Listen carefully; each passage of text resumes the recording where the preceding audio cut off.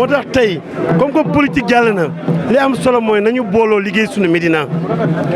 terrain bi baax na tey waa Médina ngi fi daje di fo bu ñu dimbalee ba tali yi baaxaat lamp yi baax école yi baax marché bi baax vraiment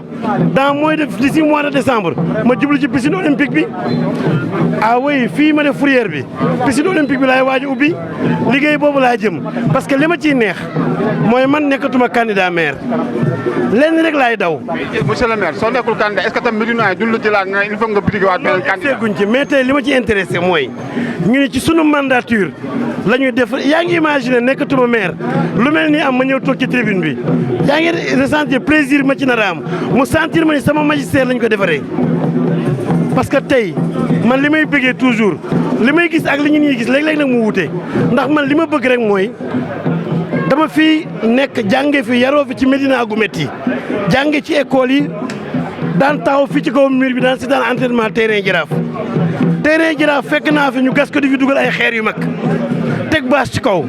kon bu ñu demee ñu màgg tey ba ci sunu magistère tey lañ ko defee lii jaraaf di fi entraîné sant yàlla la tey duñ fi ñëw entraînement terrain jaraaf ñu ñuy génne tey bu ñu nekkatul maire bu ñu fekkatee championnat wala football bu ñu toogee dina am cër bu ñu jox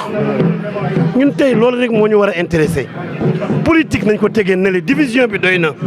bu kenn monteeti kenn nañu seet intérêt Médina parce que le temps file temps bi mayu ñu ko fi ñu toll nii mandature bi 3 ans ci des tey lu ñu war a def rek liggéey la war a doon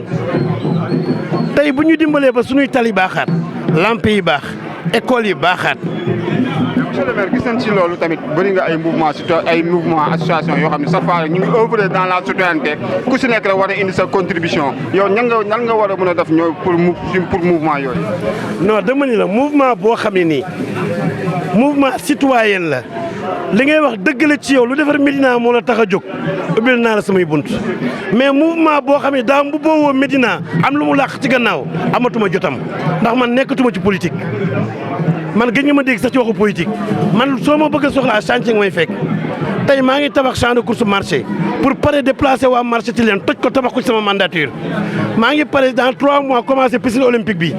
pour mën a préparer Jeux olympiques yi kon tey ku may wax waxi politique tu perds ton temps tey bala sama mandat ci du jeex la ma diggee woon rek laa bëgg a def donc maa ngi woo booy Médina yi ci àndandoo ci ñu moytu ñu ñuy diviser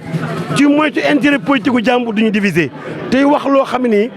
foo ko waxee li Ousmane naan Médina moo ñu ñor bu ñu Médina ñoree ñu dem Médina bëriwul moyen loolu ñun ñi xamul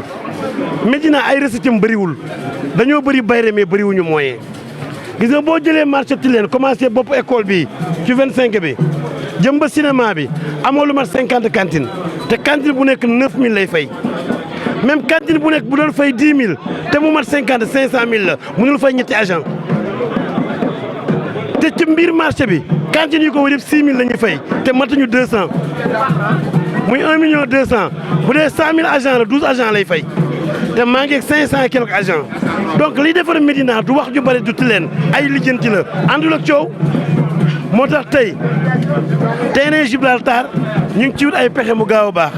yeneen terrain ñu ngi koy waaj a defar club yi nawetaan doxatul mais club yi fi nekk Jaraaf ak keneen nañ leen ubbil fii.